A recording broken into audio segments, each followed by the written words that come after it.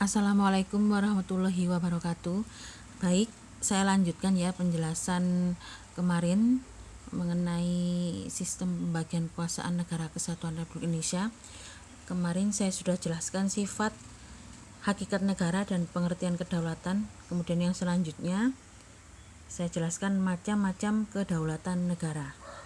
Ya, macam-macam kedaulatan negara ini ada 5. Ya. Yang pertama, teori kedaulatan Tuhan.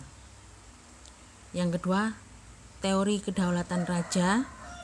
Yang ketiga, teori kedaulatan negara. Yang keempat, teori kedaulatan hukum. Dan yang kelima, teori kedaulatan rakyat atau disebut dengan teori demokrasi. Baik, yang pertama saya jelaskan dulu. Yang pertama, teori kedaulatan Tuhan ya.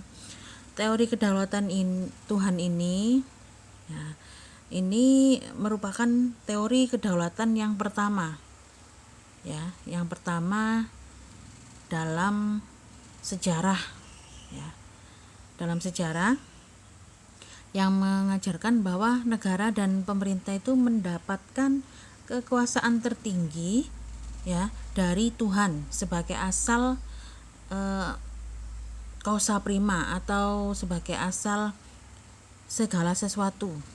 Jadi menurut teori ini ya, kekuasaan yang berasal dari Tuhan itu diberikan kepada tokoh-tokoh negara yang terpilih ya, yang secara kodrati ditetapkannya menjadi pemimpin negara dan berperan selaku wakil Tuhan di dunia ya. Jadi ini ya, para penganjur teori ini berpendapat bahwa dunia beserta isinya itu merupakan hasil ciptaan Tuhan. Nah, demikian halnya dengan kedaulatan yang ada pada pemerintah ataupun raja-raja yang waktu itu memegang pemerintahan berasal dari Tuhan. Maka di sini raja atau pemerintah harus mempergunakan atau menggunakan kedaulatan yang diperolehnya sesuai dengan kehendak Tuhan. Ya. Nah, teori ini ya, teori kedaulatan Tuhan ini umumnya dianut oleh raja-raja yang mengaku sebagai keturunan dewa. Misalnya pada zaman para raja Mesir kuno dan kaisar Tiongkok. Nah, pandangan ini juga dianut pula oleh para raja pada zaman Hindu ya, yang menganggap dirinya sebagai penjelmaan Dewa Wisnu. Pelopor kedaulatan Tuhan ini antara lain yaitu Agustinus, kemudian Thomas Aquinas, kemudian Friedrich Hegel dan Friedrich Julius Stahl ya. Jadi menurut teori ini, kedaulatan negara itu karena berasal dari Tuhan, bersifat mutlak dan suci ya. Jadi seluruh rakyat harus setia dan patuh kepada raja yang melaksanakan kekuasaan atas nama dan untuk memuliakan atau kemuliaan Tuhan ya. Seperti itu. Kemudian yang kedua, teori kedaulatan raja. Teori kedaulatan raja ini ya, di selama abad pertengahan teori kedaulatan Tuhan ini berkembang menjadi teori kedaulatan raja. Jadi di sini raja dianggap bertanggung jawab kepada dirinya sendiri. Jadi kekuasaan raja ini berada di atas konstitusi ya. Pelopor dari kedaulatan ini adalah Niccolo Machiavelli dan Thomas Hobbes. Kemudian yang selanjutnya, yang ketiga, teori kedaulatan negara. Nah, menurut teori ini, kekuasaan tertinggi itu terletak pada negara. Jadi sumber kedaulatannya itu adalah negara yang merupakan lembaga tertinggi kehidupan suatu bangsa. Jadi kedaulatan timbul bersamaan dengan berdirinya suatu negara ya, Jadi hukum dan konstitusi itu lahir menurut kehendak negara, diperlukan negara dan diabdikan kepada kepentingan negara. Pelopor dari kedaulatan ini adalah Jean Bodin, Friedrich Hegel, dan George Jelinek dan Paul Laban ya. Kemudian yang keempat, teori kedaulatan hukum. Berdasarkan pemikiran dari teori kedaulatan hukum ya. Bentar. Nah, berdasarkan pemikiran dari teori kedaulatan hukum, kekuasaan pemerintah itu berasal dari hukum yang berlaku. Ya, hukumlah yang membimbing kekuasaan pemerintahan, baik itu tertulis ataupun tidak tertulis. Ya. Jadi pelopor dari teori kedaulatan hukum ini antara lain Hugo de Groot, Hugo Crabb, Immanuel Kant, dan Leon Duguid. Yang terakhir, teori kedaulatan rakyat atau yang disebut dengan teori demokrasi. Nah, teori ini menyatakan bahwa kedaulatan tertinggi ada di tangan rakyat, sehingga pemerintah itu harus menjalankan kehendak rakyat.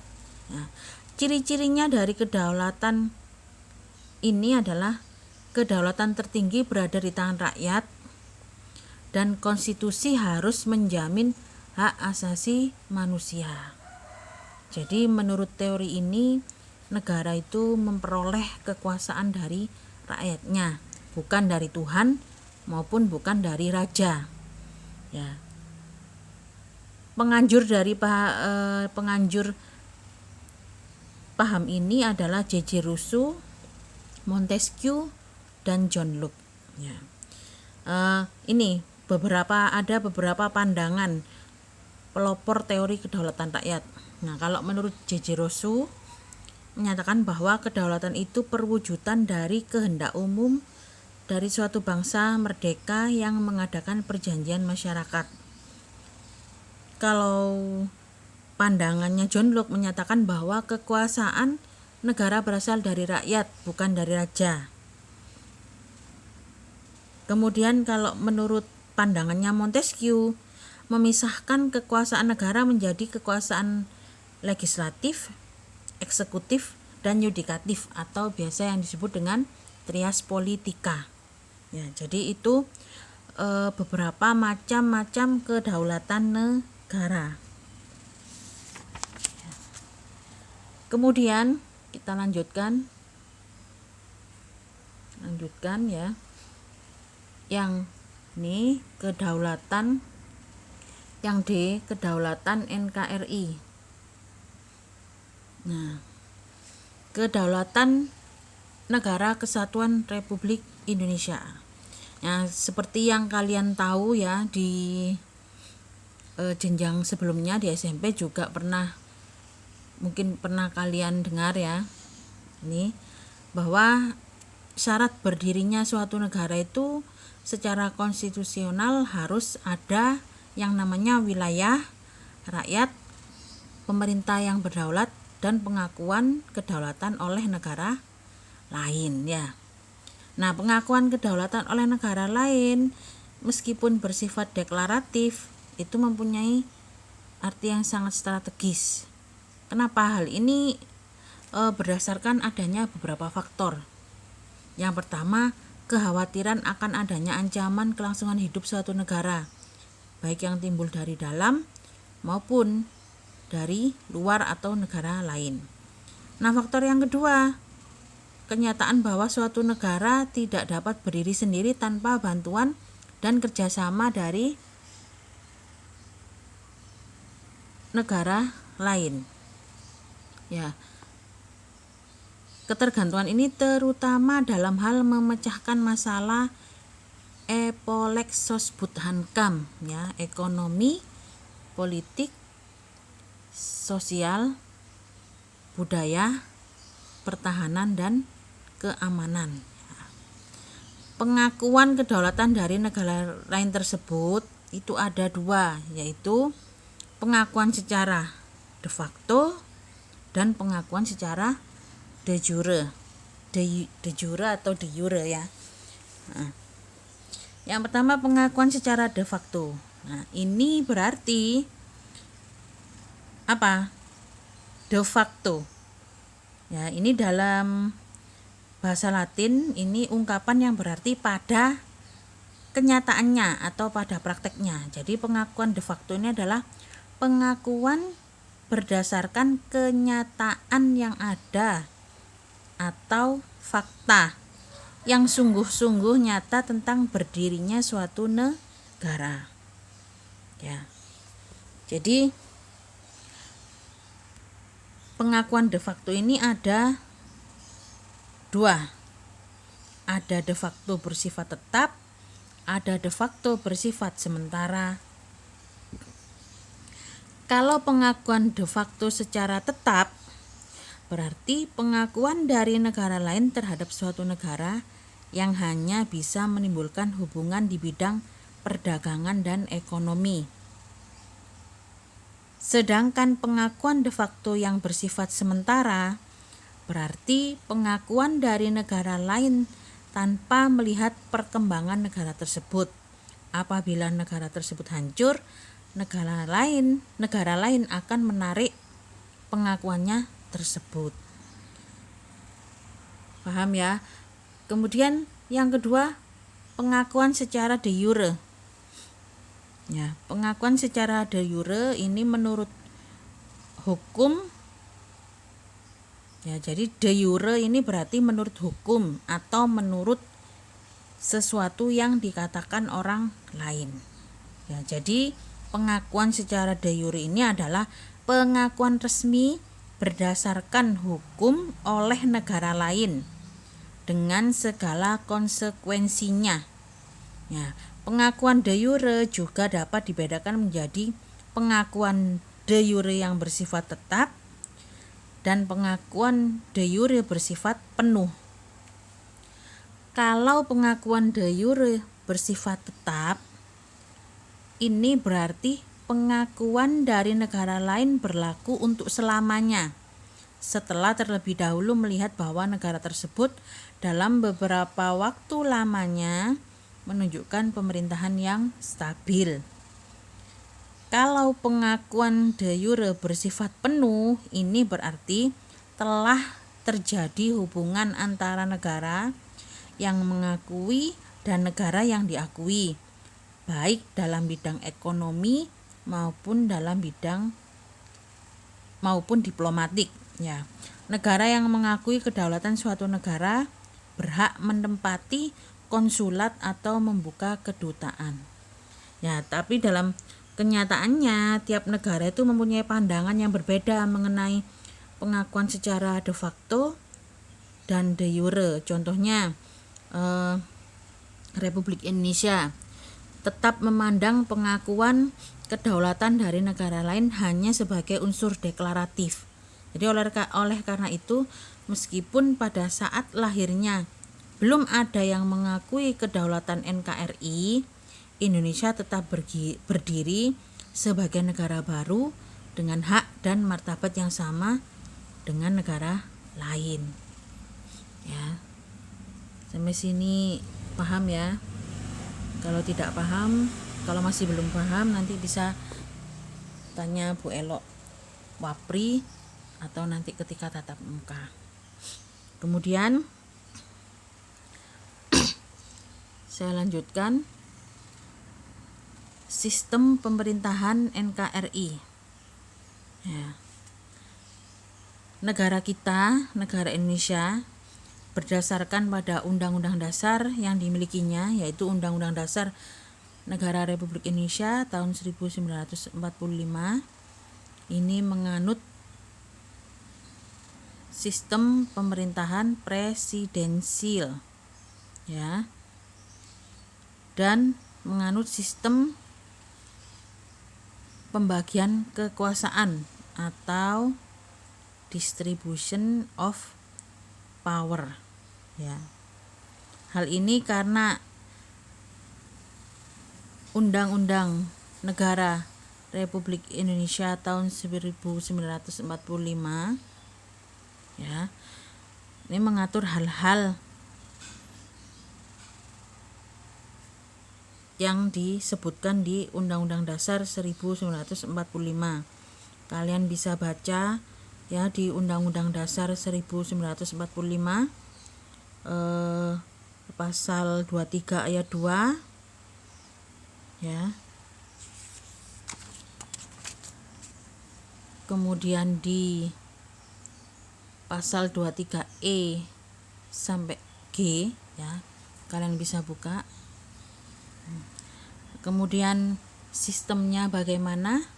Sistem pemerintahan dalam Undang-Undang Dasar Negara Republik Indonesia tahun 1945 ya. Di sini sudah saya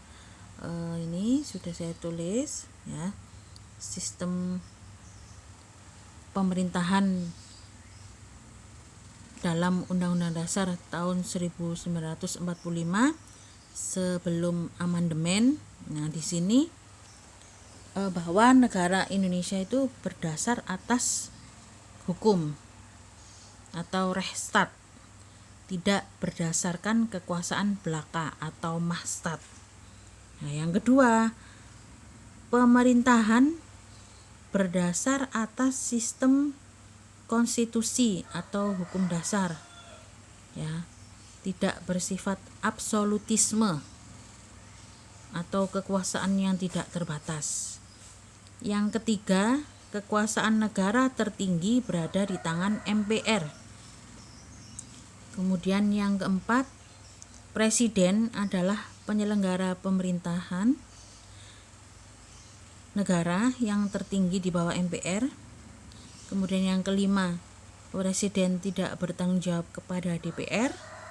Yang keenam, menteri negara ialah pembantu presiden dan tidak bertanggung jawab kepada DPR. Yang terakhir, menteri negara ialah kekuasaan kepala negara tidak tak terbatas. Ini kurang satu ya. Yang terakhir, yang ketujuh, kekuasaan kepala negara tidak tak terbatas. Ya, itu sebelum amandemen. Kemudian sistem pemerintahan NKRI setelah amandemen. Ini yang pertama, Indonesia itu berbentuk negara kesatuan dengan prinsip otonomi daerah yang luas. Wilayah negara terbagi dalam beberapa provinsi. Yang kedua, bentuk pemerintahannya adalah republik. Yang ketiga, sistem pemerintahannya adalah presidensil. Yang keempat, presiden adalah kepala negara sekaligus kepala pemerintahan. Presiden dan wakil presiden dipilih dalam satu pasangan secara langsung oleh rakyat serta diangkat oleh MPR untuk masa jabatan 5 tahun.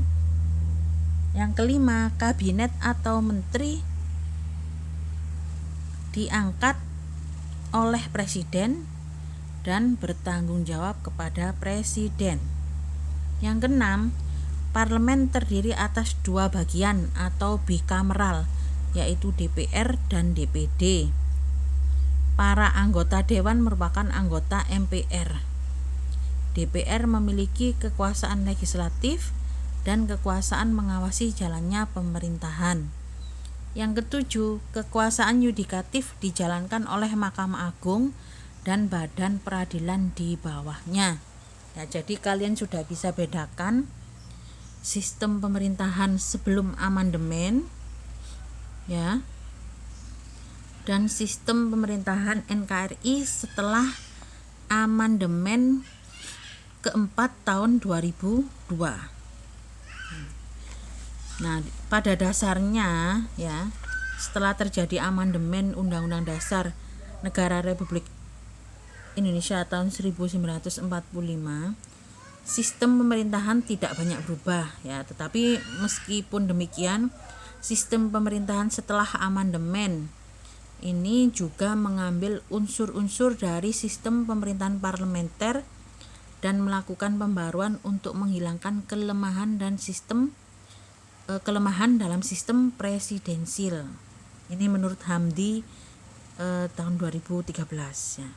Jadi di Indonesia ini ada beberapa variasi dari sistem pemerintahan presidensil. Apa variasinya? Nah, ini variasinya ya. Ini variasi sistem pemerintahan Indonesia setelah amandemen Undang-Undang Dasar Negara Republik Indonesia tahun 1945. Nah, yang pertama, presiden sewaktu-waktu dapat diberhentikan oleh MPR atas usul dan pertimbangan dari DPR. Nah, ini terdapat dalam UUD 1945 pasal 7A. Jadi maka DPR tetap memiliki kekuasaan mengawasi presiden meskipun secara tidak langsung. Variasi yang kedua, ini presiden dalam mengangkat pejabat negara perlu pertimbangan dan atau persetujuan DPR. Ya. Misalnya ini pasal 13 dan pasal 24B ayat 3. Kalian baca nanti ya. Pasal 13 dan pasal 24B ayat 3.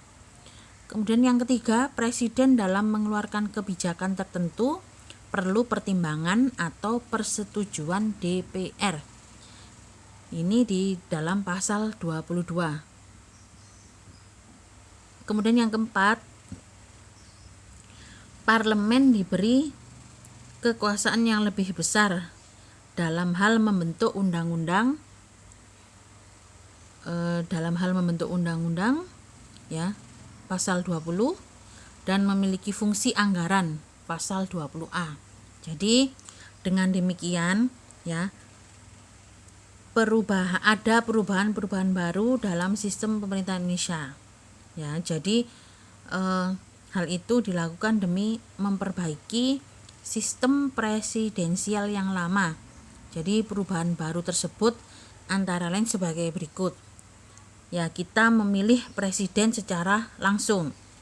Kemudian sistem bikameral atau dua bagian atau dua kamar, yaitu DPR dan DPD. Kemudian mekanisme check and balance, ya, jadi harus seimbang. Kemudian yang keempat, pembagian kekuasaan yang lebih besar kepada parlemen untuk melakukan fungsi legislasi, fungsi pengawasan, dan fungsi anggaran. Ya, saya rasa itu penjelasan dari saya. Nanti misalnya ada yang ditanyakan atau masih kurang jelas, silakan hubungi Bu Elo. Terima kasih. Wassalamualaikum warahmatullahi wabarakatuh.